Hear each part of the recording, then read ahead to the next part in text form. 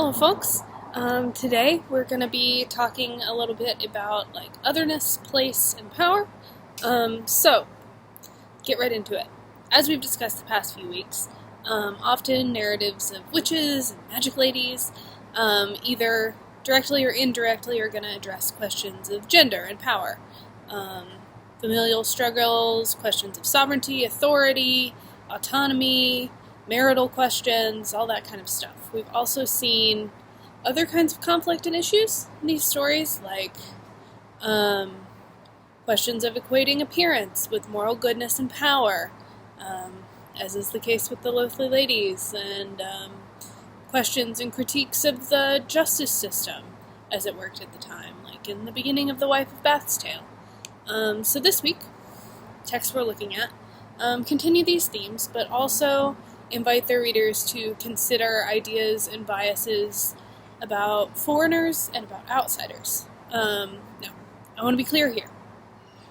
People have always been people, like I said, right?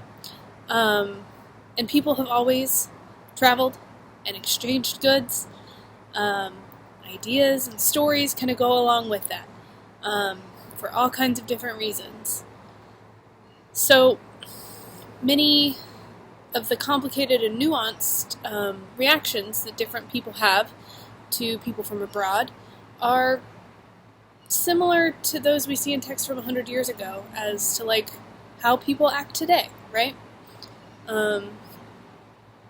We often think of colonialism, which is a practice of domination in which one group transfers some of its population to a new territory in order to subjugate the original citizens of that territory and take control of their resources. Think the American colonies. As a product of the 16th, 17th, 18th, 19th centuries. And so post-colonialism, which would be studying the impacts of this domination on culture, is strictly a modern thing. But it's actually a really helpful lens to look at medieval studies stuff as well, especially medieval Britain, right? Because Marie de France, who wrote Landfall, is, as you might imagine, from France, right? Like most of the kings and queens and nobles in England at the time. In the 1100s when she's writing, the dominant language of the ruling class in England was French. Because William the Conqueror came in 1066 and pushed the Britons, who were the people living on the island, out of their land or subjugated them in their land. So a lot of those folks were pushed, the Britons were pushed to Wales or to Brittany, which is a Celtic speaking part of now France. But Marie and lots of other writers around this time, this is a phenomenon that happened with Arthurian literature, is writing about a King Arthur who is a Breton. He's Welsh, but she's writing about them and his court as if they're part of her present-day Anglo-Norman court. So she is sort of taking King Arthur, she and all these other authors, it's not just her, taking King Arthur, claiming him for the English, or the Anglo-Normans who would kind of become the English. So, in Landfall, before the story even begins, the focus is on the dangers of foreigners, right? Arthur is staying at Carlisle in the far north of England, quote, on account of the Scots and the Picts who were ravaging the country, despite the fact that in a lot of the tradition, Arthur and many members of his court are from Carlisle. It's a pretty rural, Celtic-speaking place. They're either from Carlisle, which is in the south bit of Scotland, the north bit of England, or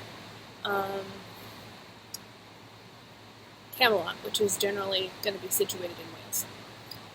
So not in England, notably. So at King Arthur's court, the knight, Landfall, is an outsider. He's hated and neglected by King Arthur because he's a foreigner. And when he refuses to comply with dominant systems of power in the court, like when Queen Guinevere tries to get him to sleep with her, in accordance to that system of courtly love that we kind of talked about last week, he's falsely accused of homosexuality, and then of assaulting the queen, which further alienates him. And then he leaves the court, right? And some of this might seem familiar to how we treat people today. Like, not that anyone would ever falsely accuse people from other places of crimes to fuel their own agendas today. Right? So part of what I find so interesting about Landfall is that his otherworldly fairy lady, specifically in this text, seems to be not super subject to King Arthur's authority. Right? She can just leave. She can come and go as she pleases from the court. And they peace out at the end of the tale to Avalon, presumably because that's where she's from. And that is also really interesting because in the Arthurian romance tradition, the fictional location of Avalon is, of course, where King Arthur's body is taken, and where he is said to be resting and healing until he can return to save the Britons, which is a pretty questionable idea if you're say an Anglo-Norman king who's trying to legitimize their authority, right? So it's really interesting that there's this tension of power and otherness in the tale. Also, it's fun that Landfall jumps on her horse and rides out behind her.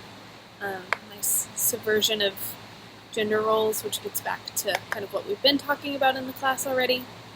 Just in general, rather than conforming to the norms of King Arthur's court, Landfall pretty much opts out of it entirely and just dips and leaves the place that's been consistently treating him like an outsider. So, that's your weekly romance ramble. Our other text for this week, Angela Carter's The Earl King, is our first modern story, and I paired it with Landfall for this week because I want to encourage you to think about how it subverts the tropes and traditions of the narratives that we've read so far in this class, as well as the tropes and traditions of the fairy tales and popular magical narratives that you might already be familiar with in your own lives.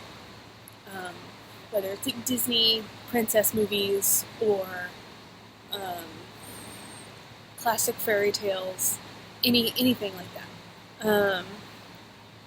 The Elf King himself is also an outsider, living far away from society in a dangerous and beautiful wood. However, he's certainly not described as ugly, like the loathly ladies, right?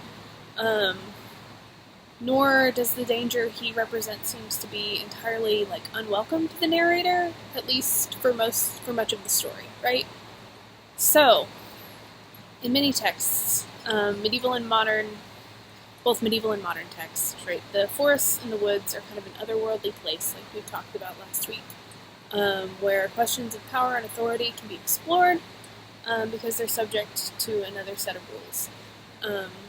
So strange, and by strange I mean unfamiliar, people, places, and things often serve this function in literature. So kind of as you read these two texts this week, I encourage you to think about